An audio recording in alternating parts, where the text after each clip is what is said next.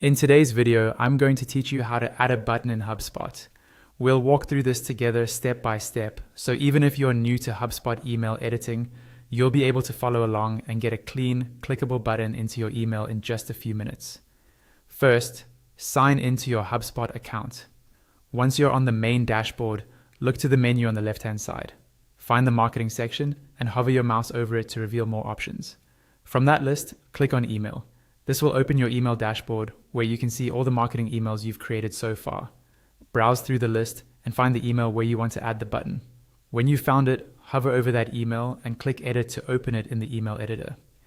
Inside the email editor, you'll see a preview of your email in the main area, and on the left side, you'll find a panel with different content modules you can add.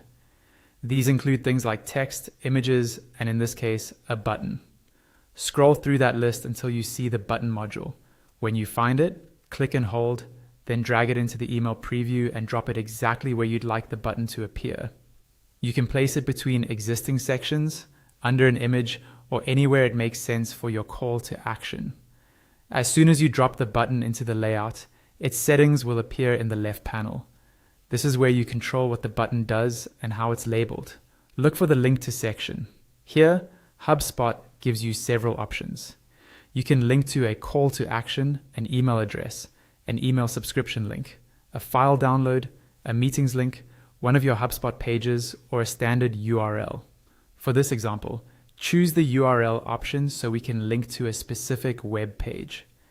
In the link URL field, paste or type the full web address you want people to visit when they click the button. Below that, find the button text field. Edit this text so it clearly tells your reader what will happen when they click, such as download now or learn more. As you make these changes, HubSpot automatically saves your work, so you don't need to worry about hitting a save button.